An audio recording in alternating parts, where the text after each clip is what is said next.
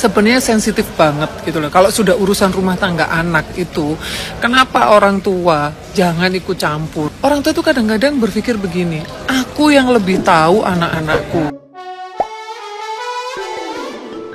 Hola netizen yang tercinta. Kisru perceraian rumah tangga Teuku Ryan dan Ria Ricis menjadi topik hangat perbincangan publik. Ada banyak hal yang membuat publik lantas menyoroti perceraian Teuku Ryan dan Ria Ricis. Salah satunya perihal Hainul Nur Fitriani, ibunda Teuku Ryan yang ternyata sempat tidak merestui hubungan sang putra dengan Ria Ricis. Hal tersebut terungkap ketika Teuku Ryan berbincang dengan Teuku Wisnu dalam sebuah podcast beberapa waktu lalu. Awalnya sang ibunda sempat terkejut ketika Teuku Ryan berniat menjalin hubungan yang serius dengan Ria Ricis. Pasalnya, waktu pertemuan Teuku Ryan dengan Ria Ricis kala itu terbilang cukup singkat. Teuku Ryan lantas juga menjelaskan perihal keinginan Ria Ricis yang tidak mau pacaran dan ingin langsung menikah. Meski sempat ragu, ibunda Teuku Ryan akhirnya memberikan restu untuk hubungan sang putra dengan Ria Ricis.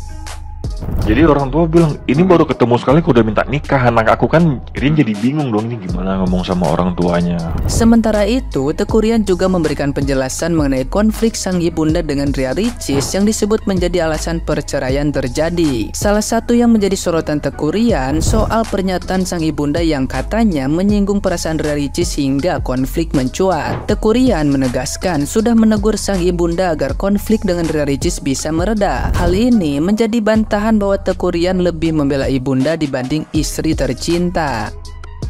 Nah, gimana nih menurut netizen yang terhormat? Silahkan berkomentar ya. Mungkin tuh di luar sana begitu kali ya. Kebanyakan suami tuh mikirnya, kita kan makhluk sosial, apa salahnya sih ibuku kasih saran, adikku kasih saran, kakakku kasih saran, budeku kasih saran. Betul, makhluk sosial. Tapi harus tahu boundaries. Apa itu boundaries? Batasan. Apa yang boleh dan tidak dilakukan keluargamu terhadap istrimu. Kalau sampai yang berkomentar, kamu seharusnya tuh jangan gini sama istrimu, bla bla bla bla bla. Sebenarnya ya, aku pribadi tuh lebih kasihan banget sama laki-laki, suami yang dioceh-ocehin sama ibunya, sama adiknya, sama kakaknya, sama budenya. Dinasehatin ini itu. Itu adalah bentuk ketidakpercayaan orang tua terhadap anak laki-lakinya dalam memimpin rumah tangga baru. Itu tandanya si orang tua atau si bude atau si kakak ini nggak percaya dengan si laki-laki. Dan itu tuh miris melihatnya. Harusnya ketika laki-laki ini menikah dan punya keluarga baru, ya, keluarga pihak suami ini harus percaya bahwa si laki-laki ini bisa memimpin keluarga barunya. Alih-alih berkomentar tanpa tahu batasan, tanpa bisa mengira-ngira kira-kira komentar itu menyakiti atau tidak. Sensitifkah untuk menantu ini? Sensitifkah untuk istri adikku, istri keponakanku, istri anakku ini? Gitu sayang ya. Dan kamu harus tahu bahwa yang seharusnya diajak untuk bertukar pikiran oleh suami itu adalah istri. Bukan ibu, bukan kakak, bukan adik, bukan tante, tapi istri. Karena nanti kalau istrimu kesepian dan kebetulan istrimu ini tidak pintar, dia akan mengisi waktu luangnya dengan mengomentari rumah tangga orang lain. Entah itu rumah tangga keponakannya, entah itu rumah tangga anaknya, entah itu rumah tangga kakaknya, ya. Jadi kalau ada apa-apa istri jangan didiemin. Kalau ada masalah pun istri juga jangan diemin suami. Gitu ya. Jadi komunikasi harus jalin baik-baik. Tapi kalau dalam kasusnya Ria Ricis sih, kalau kita baca gugatan semua apa itu ya, aku udah baca semua, bahkan aku download PDF-nya. Itu memang yang bermasalah sekali adalah si tergugat dan keluarganya. Itu sih pokoknya. Oh, dan jangan lupa di muka bumi ini juga ada yang namanya bapak mertua yang julid. Dan bisa jadi bapak mertua julid ini adalah bentuk lain dari patriarki ya. Karena si bapak mertua julid ini punya anak laki-laki, merasa kayak lu anak laki-laki gua kudu kuat lu. Lu kudu mimpin rumah tangga lu, bini lu kagak boleh gini. Karena dia merasa patriarki ya, laki-laki tuh lebih pintar daripada cewek. Gitu-gitu sih ya, itu bentuk patriarki. Atau kalau enggak, mungkin mungkin ya patriarki juga sih, semasa kecilnya nggak boleh nangis, nggak boleh curhat, nggak boleh cengeng ya. Padahal laki-laki juga manusia, jadi karena semasa kecilnya disuruh ngempet rasa, nggak boleh meluapkan emosi, nggak boleh mengekspresikan emosi, alhasil besarnya begitu tuh, oversharing mungkin, atau mungkin malah nggak bisa menyampaikan perasaan dengan baik. Alhasil ketika mengomentari rumah tangga anaknya, nggak paham bahwa itu telah menyakiti hati menantu. Jadi buat kalian semua perempuan, sebelum menikah atau mungkin sudah cerai dan mau menikah lagi, jangan lupa screening. Gak cuma screening pribadi, tapi screening keluarga dan mindset. Oke?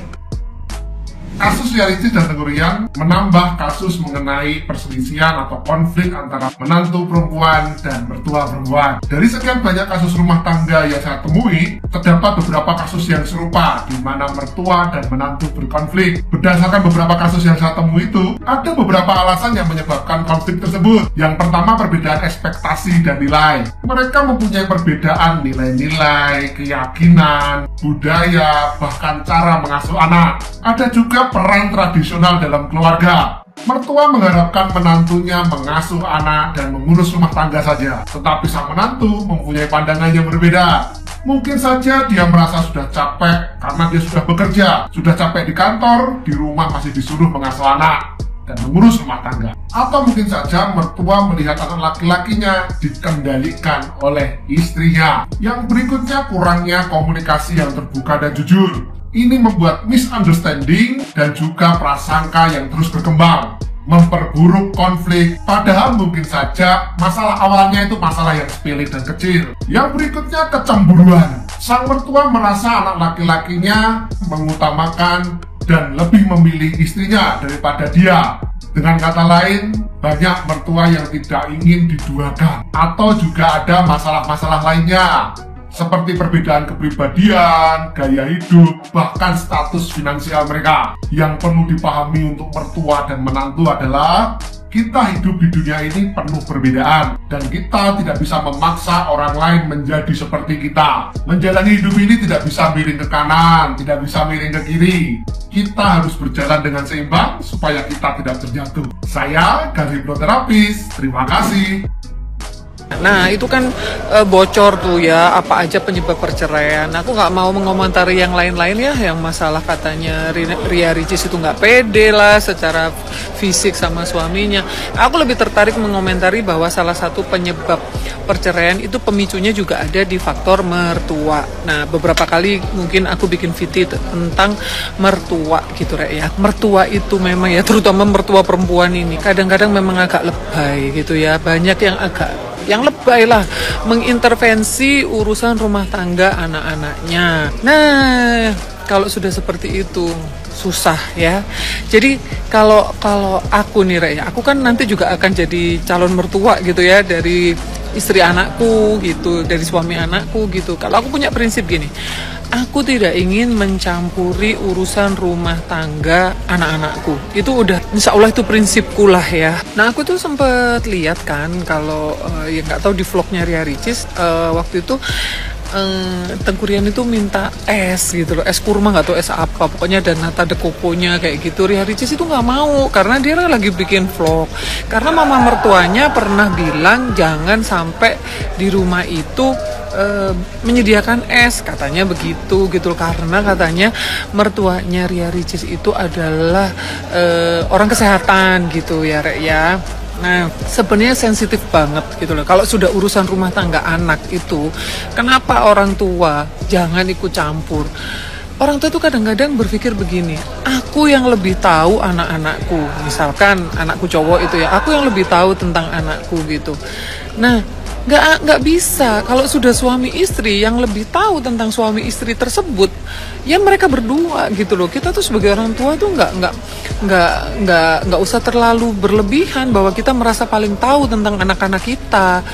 Nah, perkara sepele kalau mertua itu berkomentar itu menjadi sensitif. Contoh ya, misalkan mertua itu berkunjung ke rumah mereka anak-anaknya gitu, terus tahu ada sesuatu barang yang nggak pas, atau misalkan kalau agak ada di mana itu ada kotor gitu, mertua itu komentar, maksudnya baik, ini kok kotor nggak dibersihin lah.